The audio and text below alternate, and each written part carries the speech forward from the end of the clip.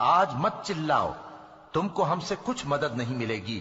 میری آیتیں تم کو پڑھ پڑھ کر سنائی جاتی تھی اور تم الٹے پاؤں پھر جاتے تھے۔ ان سے سرکشی کرتے، گویا ایک قصہ گو کو چھوڑ کر چلے جاتے تھے۔ کیا انہوں نے اس کلام میں غور نہیں کیا؟ یا ان کے پاس کوئی ایسی چیز آئی ہے جو ان کے اگلے باپ دادوں کے پاس نہیں آئی تھی؟ یا یہ اپنے پیغمبر کو جانتے پہچانتے نہیں، اس وجہ سے ان کو نہیں مانتے؟ کیا یہ کہتے ہیں کہ اسے جنون ہے؟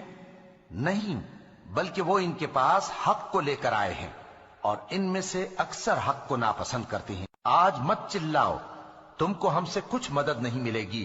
میری آیتیں تم کو پڑھ پڑھ کر سنائی جاتی تھی اور تم الٹے پاؤں پھر جاتے تھے۔ ان سے سرکشی کرتے، گویا ایک قصہ گو کو چھوڑ کر چلے جاتے تھے۔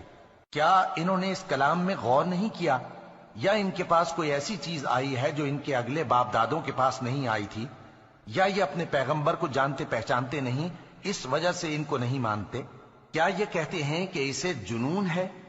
نہیں، بلکہ وہ ان کے پاس حق کو لے کر آئے ہیں، اور ان میں سے اکثر حق کو ناپسند کرتے ہیں۔ آج السلام علیکم دوستو، اگر آپ نماز پڑھنا سیکھنا چاہتے ہیں تو آپ بالکل صحیح جگہ پر آ چکے ہیں۔ اس ویڈیو کو مکمل دیکھنے کے بعد آپ شروع سے لے کر آخر تک پوری نماز مکمل طریقے سے سیکھ پائیں گے اور دوسروں کو بھی سکھا پائیں گے۔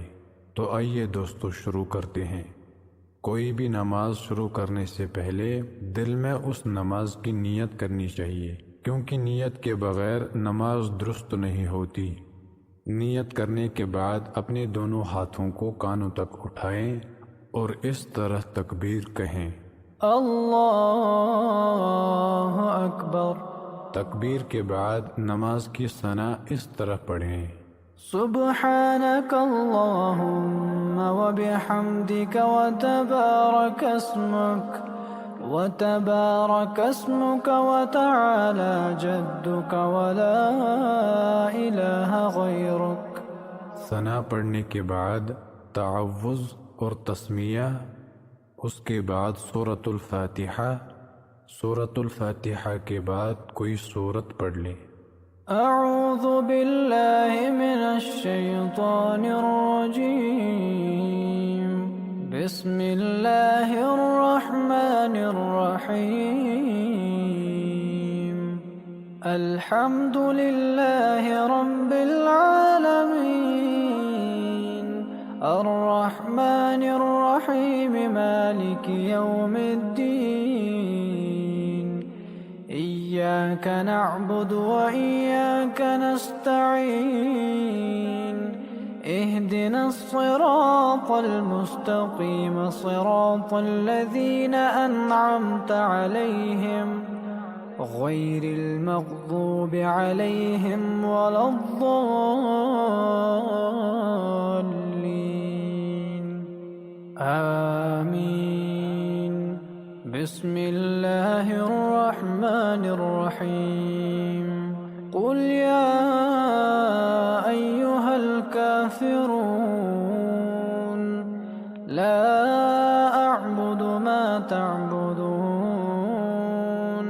ولا انتم عابدون ما اعبد ولا انا عابد ما عبدتم ولا انتم عابدون ما اعبد لکم دینکم ولی دین۔ سورت پڑھنے کے بعد تکبیر کہہ کر رکوع میں چلے جائیں، اللہ اکبر، اور 3 مرتبہ یہ تسبیح پڑھ لیں، سبحان ربی العظیم، سبحان ربی العظیم، سبحان ربی العظیم۔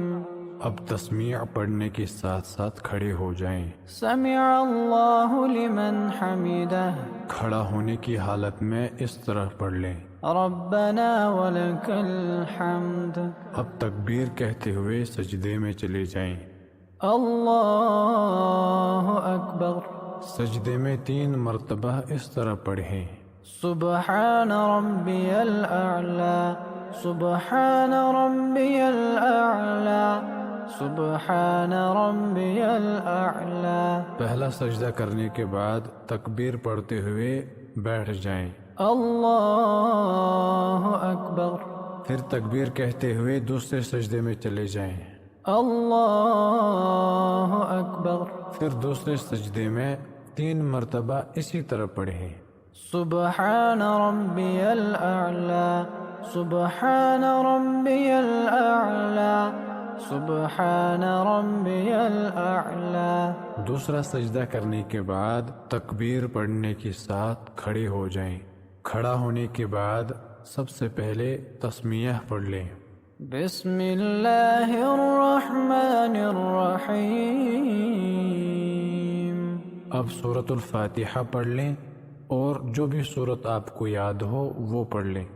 الحمد للہ رب العالمین الرحمن الرحیم مالک یوم الدین ایاک نعبد وإیاک نستعین اهدنا الصراط المستقیم صراط الذین انعمت علیہم غیر المغضوب علیہم ولا الضالین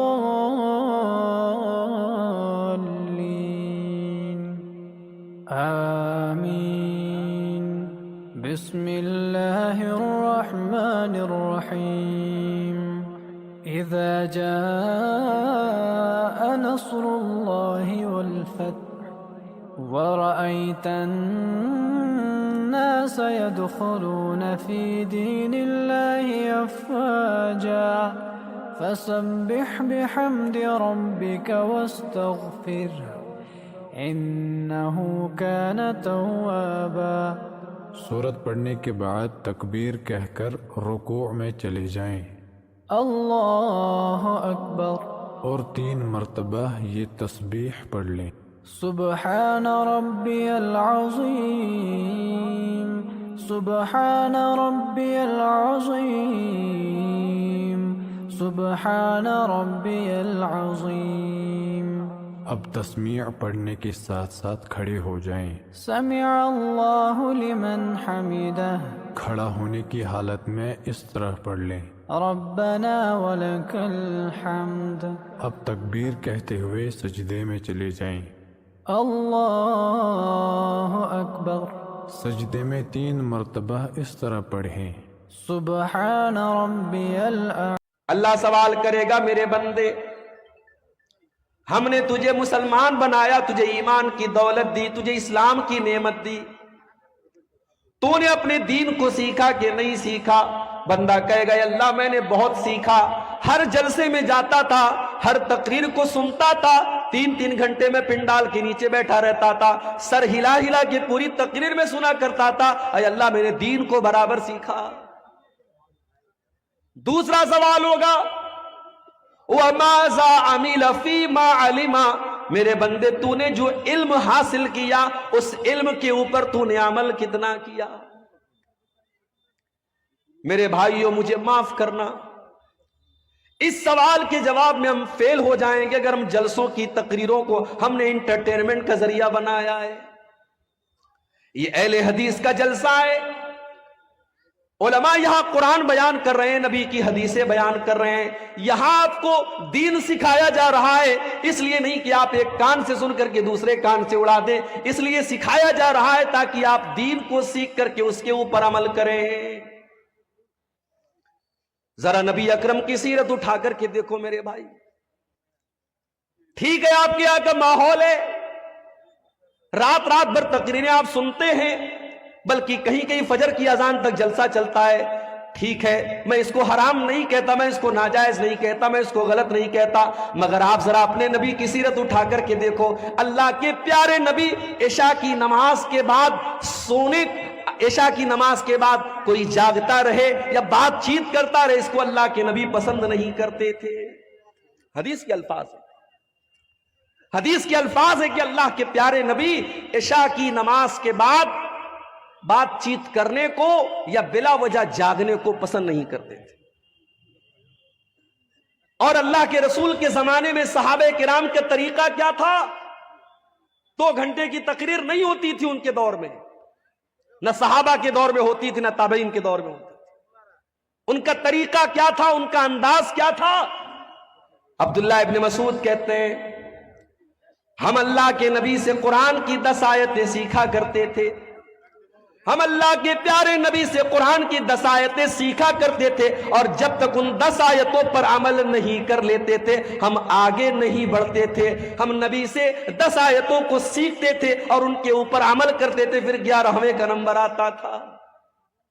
معاف کرنا میرے بھائی، ہماری کمی یہی ہے اور پانی یہی پر مر رہا ہے. ہم سننے کے شوقین ہیں، عمل کرنے کے شوقین نہیں ہیں. دعا کرو اللہ نے جس طریقے سے ہمیں جلسوں میں جانے کا شوق دیا ہے، تقریروں کو سننے کا شوق دیا ہے، علماء سے محبت کا جذبہ دیا ہے، اللہ تعالیٰ علماء کی ان صحیح باتوں پر، ان دین کی باتوں پر ہم کو عمل کی بھی توفیق عطا فرمائے. میرے بھائیوں، ایک انسان کی زندگی میں سب سے خطرناک چیز کیا ہے؟ اگر ہم غور کریں ہماری زندگی میں سب سے خطرناک اگر کوئی چیز ہے، سب سے ڈینجرس، سب سے ہانی کارک، سب سے نقصان دہ اگر کوئی چیز ہے تو اس چیز کا نام ہے گناہ. بھائی جو چیز آپ کو اللہ سے دور کر دے، جو چیز آپ کو شیطان کی گود میں لے جا کے بٹھا دے، جس چیز کی وجہ سے قیامت کے دن آپ ناکام ہو جائیں، وہ چیز آپ کے لیے کبھی فائدے مند نہیں ہو سکتی. وہ دنیا کی سب سے خطرناک چیز. اسی لیے اللہ تعالیٰ قرآن میں کہتا ہے ظہر الفساد فی البر والبحر بما کسبت ایدی الناس. میرے بندو، خشکی کے اندر، تری کے اندر، زمین کے اوپر اور سمندر کے اندر جہاں پر بھی تم کو فساد نظر آ رہا ہے، جہاں پر بھی تم کو بگاڑ نظر آ رہا ہے، جہاں پر بھی تم کو تباہی نظر آ رہی ہے، بیما کسبت ایدی الناس، یہ لوگوں کے کرتوتوں کا نتیجہ ہے، یہ لوگوں کے گناہوں کا نتیجہ ہے، یہ لوگوں کی بدعمالیوں کا نتیجہ ہے. جو آدمی اس دنیا کے اندر اللہ تبارک و تعالیٰ کے اوپر بھروسہ کرتا ہے، جو آدمی اس دنیا کے اندر اللہ تبارک و تعالیٰ کے اوپر توکل کرتا ہے، اللہ رب العالمین اس انسان کو ایسی جگہ سے رزق دیتا ہے جس کے بارے میں وہ انسان سوچ بھی نہیں سکتا ہے. اس انسان کی ذہن و دماغ کے اندر وہ تصور بھی نہیں کر سکتا، گمان بھی نہیں آ سکتا. ایسے جگہوں سے اللہ تبارک و تعالیٰ ایک آدمی کو رزق عطا کرتا ہے. آیت کریمہ ہے جس آیت کریمہ کے اندر اللہ رب العالمین کہہ رہا ہے کہ رزق کا مالک صرف اور صرف اللہ تبارک و تعالیٰ. سوال یہ پیدا ہوتا ہے اللہ رب العالمین کس انسان کی رزق میں برکت کو عطا کرتا ہے؟ وہ کون سا نقطہ ہے، وہ کون سے اسباب ہے جس اسباب کو اپنا لینے کے بعد اللہ تبارک و تعالیٰ ایک انسان کی رزق میں برکت کو عطا کرتا ہے؟ آج کتنے ایسے انسان ہیں جو انسان یہ کہتا پھرتا ہے کہ ہم کماتے تو ہیں، ہم اس دنیا کے اندر روزی کو حاصل تو کرتے ہیں، ہم اس دنیا کے اندر دولت کو حاصل تو کرتے ہیں، لیکن ہماری کمائی میں برکت نہیں ہے. اسٹیج پر جلوہ فروز علماء کرام، سامنے بیٹھے ہوئے بزرگان دین، نوجوان ساتھیوں اور مستقبل کے ہونہار بچوں، ابھی میں نے خطبہ مسنونہ کے بعد جو آیت کریمہ تلاوت کی ہے، اس آیت کریمہ کے اندر اللہ رب العالمین اپنے آخری نبی جناب محمد الرسول اللہ صلی اللہ علیہ وسلم کو نماز کا حکم دے رہا ہے اور ساتھ ہی ساتھ رزق کا وعدہ بھی کر رہا ہے، مال کا وعدہ کر رہا ہے. میں آپ لوگوں کو بتاؤں کہ اس دنیا کے اندر چاہے کسی طرح کے بھی انسان ہو، وہ انسان 3 چیزوں کو چاہتا ہے کہ دنیا کے اندر وہ 3 چیزیں ہمیں مل جائے، اور ان 3 چیزوں میں سے ایک چیز مال اور دولت، اور دوسری چیز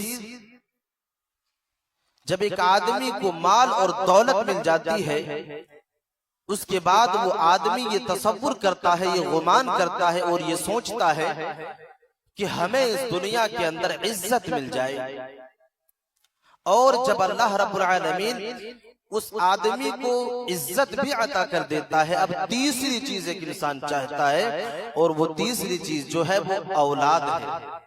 کوئی بھی انسان ہو اس دنیا کے اندر، کسی بھی زمرے سے تعلق رکھنے والے آدمی ہو، ہر انسان اس دنیا کے اندر یہ چاہتا ہے کہ یہ تینوں چیزیں ہمیں اس دنیا کے اندر مل جائے، مال، اولاد اور عزت۔ یہاں پر پوائنٹ کی بات یہ ہے کہ ان تینوں چیزوں کا مالک صرف اور صرف اللہ تبارک و تعالی ہے۔ ان تینوں چیزوں کا مالک جس کا ایک انسان اس دنیا کے اندر تصور کرتا ہے، ایک آدمی سوچتا ہے کہ یہ ساری چیزیں، یہ تینوں چیزیں ہمیں مل جائے، ان تینوں چیزوں کا مالک صرف اور صرف اللہ تبارک و تعالی ہے۔ آج کی اس تقریر کے اندر ہم ان تینوں چیزوں میں سے ایک چیز کو جاننے کی کوشش کریں گے۔ اگر وقت رہا تو ان تینوں چیزوں کے بارے میں تفصیل کے ساتھ آپ لوگوں کو بس بتانے کی کوشش کروں گا، لیکن ایک چیز کو سمجھتے ہیں کہ رزق کا مالک کون ہے، اور ہماری رزق میں جو برکت دینے والا ہے وہ کون سے اسباب ہیں، وہ کون سی چیزیں ہیں جن چیزوں کو کر لینے کے بعد ایک آدمی اپنے رزق میں برکت کو پا سکتا ہے۔ سب سے پہلے یہ جانتے ہیں کہ رزق کا مالک کون ہے۔ اللہ رب العالمین قرآن مجید کے اندر ارشاد فرماتا ہے اور اس سوال کا جواب دے رہا ہے کہ اے دنیا والے انسانوں، اگر تمہاری ذہنوں کے اندر یہ سوال پیدا ہو رہا ہے کہ رزق کا مالک کون ہے، دنیا والے انسانوں کو کھلانے والا کون ہے، دنیا والے انسانوں کو کھانے اور پینے کی چیزیں دینے والا کون ہے، اللہ رب العالمین جواب دے رہا ہے وَمَا مِن دَابَّةٍ فِي الْأَرْضِ إِلَّا عَلَى اللَّهِ رِزْقُهَا، کہ دنیا کے اندر جتنے بھی جاندار ہیں، دنیا کے اندر جتنے بھی جاندار ہیں، ان تمام کی تمام چیزوں کی رزق کی ذمہ داری صرف اور صرف اللہ تبارک و تعالیٰ کے اوپر ہے۔ وہی رب کائنات ہے جو دنیا والے انسانوں کو رزق دیتا ہے، وہی اللہ تبارک و تعالیٰ ہے جو دنیا والے انسانوں کو کھلاتا ہے۔ اللہ رب العالمین ایک دوسری آیت کریمہ کے اندر اس بات کو اور اچھے طریقے سے واضح کر رہا ہے، ان اللہ یبسط الرزق لمن یشاء۔ اللہ رب العالمین اس آیت کریمہ کے اندر بیان کر رہا ہے کہ وہی اللہ تبارک و تعالیٰ ہے جو اللہ تبارک و تعالیٰ دنیا والے انسانوں کو رزق دیتا ہے۔ ان اللہ یبسط الرزق لمن یشاء ویقدر، وہی اللہ تبارک و تعالیٰ ہے جو دنیا والے انسانوں کے رزق میں کشادگی عطا کرتا ہے، دنیا والے انسانوں کے رزق کو وسیع کر دیتا ہے، اور وہی ہے جو دنیا والے انسانوں کے رزق میں تنگی کر دیتا ہے۔ میرے عزیز ساتھیوں، ہم اس دنیا کے اندر دیکھتے ہیں اور اس دنیا کے اندر اپنے سماج کے اندر مشاہدہ کرتے ہیں، دنیا کے اندر کتنے ایسے انسان ہیں جس کو اللہ تبارک و تعالیٰ نے اس دنیا کے اندر مالدار بنایا ہے، امیر بنایا ہے۔ اللہ رب العالمین نے اس دنیا کے اندر رسوخوں والی زندگی کو عطا کیا ہے۔ ہم اسی سماج کے اندر دیکھتے ہیں کہ دوسرا ایسا انسان ہے جو بالکل غربت میں اپنی زندگی کو گزارتا ہے، غریبی کی حالت میں اپنی زندگی کو گزارتا ہے۔ اللہ رب العالمین کہہ رہا ہے ان اللہ یبسط الرزق لمن یشاء ویقدر، وہی اللہ تبارک و تعالیٰ ہے جس کے رزق میں چاہتا ہے کشادگی عطا کر دیتا ہے، جس کے رزق کو چاہتا ہے بڑھا دیتا ہے، اور جس کے رزق میں چاہتا ہے کمی لا دیتا ہے، جس کے رزق میں چاہتا ہے تنگی لا دیتا ہے۔ یعنی رزق کا مالک صرف اور صرف اللہ تبارک و تعالیٰ ہے، وہی اللہ جسے چاہتا ہے رزق دیتا ہے اور جس سے چاہتا ہے رزق کو چھین لیتا ہے۔ میرے عزیز ساتھیوں، اللہ تبارک و تعالیٰ ایک دوسرے آیت کریمہ کے اندر بیان کر رہا ہے وَيَرْزُقُهُ مِنْ حَيْثُ لَا يَحْتَسِبُ، کہ جو آدمی اس دنیا کے اندر اللہ تبارک و تعالیٰ کے اوپر بھروسہ کرتا ہے، جو آدمی اللہ تبارک و تعالیٰ کے اوپر توکل کرتا ہے، اللہ رب العالمین العالمین اس انسان کو ایسی جگہ سے رزق دیتا ہے جس کے بارے میں وہ انسان سوچ بھی نہیں سکتا ہے، اس انسان کی ذہن و دماغ کے اندر وہ تصور بھی نہیں کر سکتا، گمان بھی نہیں آ سکتا۔ ایسے جگہوں سے اللہ تبارک و تعالی ایک آدمی کو رزق عطا کرتا ہے۔ یہ وہی آیت کریمہ ہے جس آیت کریمہ کے اندر اللہ رب العالمین کہہ رہا ہے کہ رزق کا مالک صرف اور صرف اللہ تبارک و تعالی ہے۔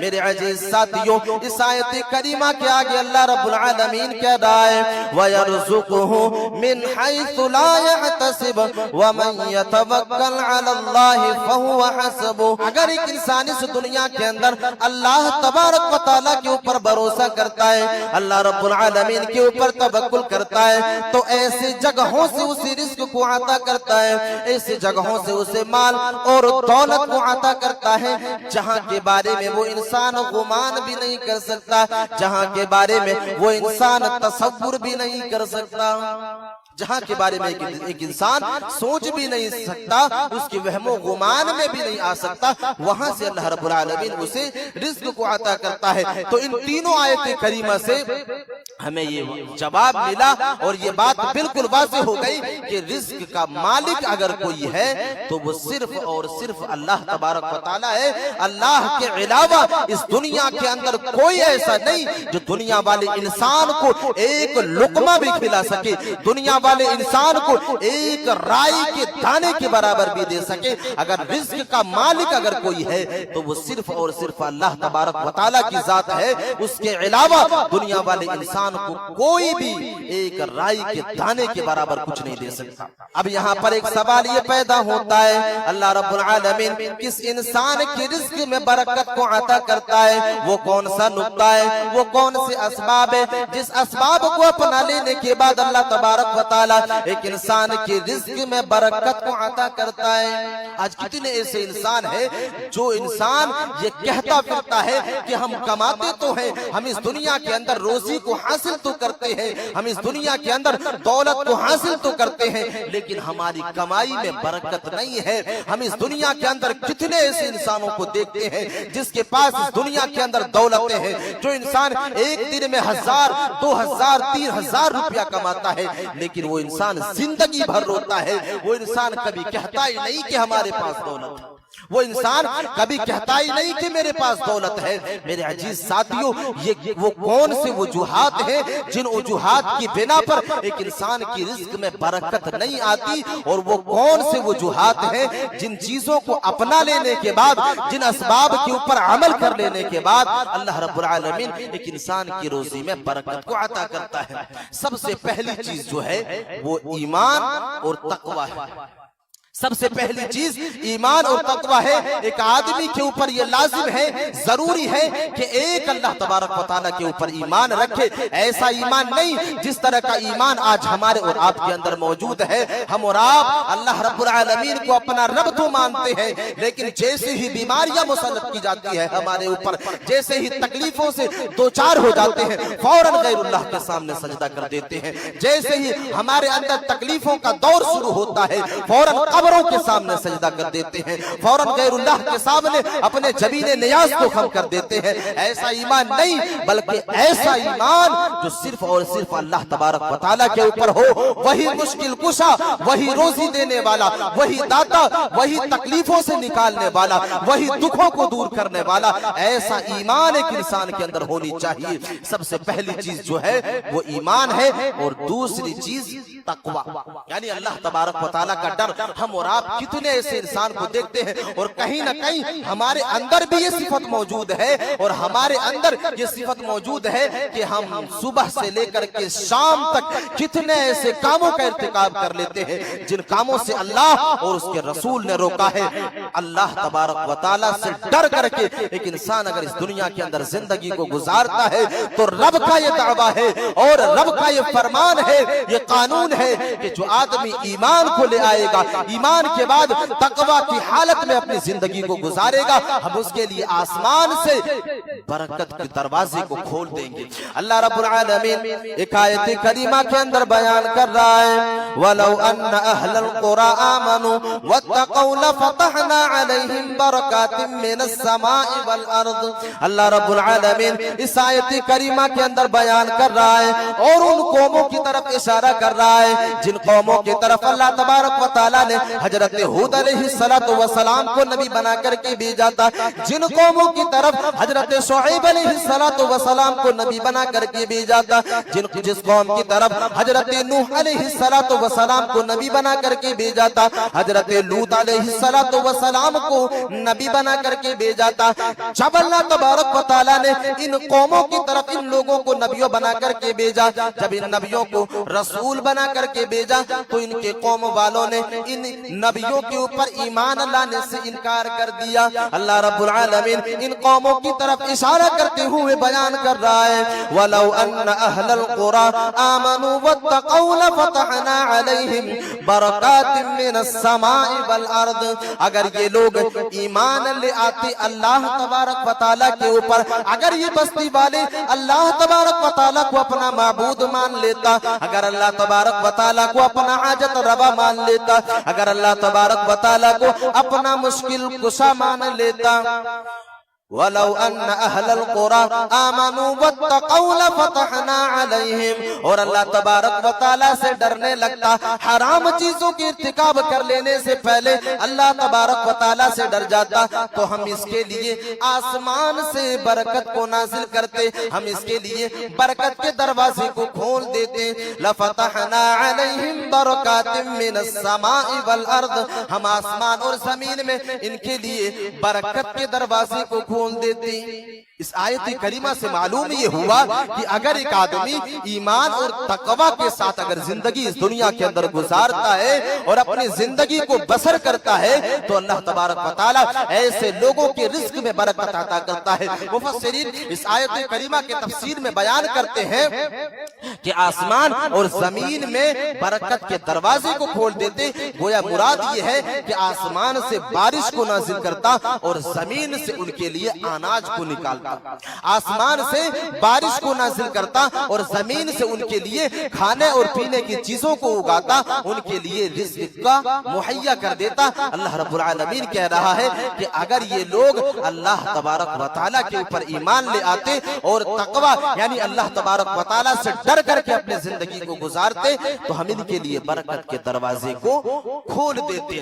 اللہ رب العالمین ایک دوسری آیت کریمہ کے اندر بیان کر رہا ہے وَمَن يَتَّقِ اللَّهَ يَجْعَل لَّهُ مَخْرَجًا۔ یہاں پر بھی اللہ تبارک و تعالیٰ اس آیت کریمہ کے اندر بھی اللہ تبارک و تعالیٰ بیان کر رہا ہے کہ جو آدمی اللہ تبارک و تعالیٰ سے ڈرتا ہے وَمَن يَتَّقِ اللَّهَ يَجْعَل لَّهُ مَخْرَجًا، جو آدمی اللہ تبارک و تعالیٰ سے ڈرتا ہے اس کے لیے اللہ تبارک و تعالیٰ راستے کو نکال دیتا ہے، اس کے لیے اللہ تبارک و تعالیٰ راستے کو ہموار کر دیتا ہے۔ وَيَرْزُقُهُ مِنْ حَيْثُ لَا يَحْتَسِبُ، یہاں پر بھی وہی بات اللہ تبارک و تعالیٰ ذکر کر رہا ہے کہ ہم ان کو ایسی جگہ سے روزی دیتے جہاں سے یہ انسان گمان بھی نہیں کر سکتا تھا۔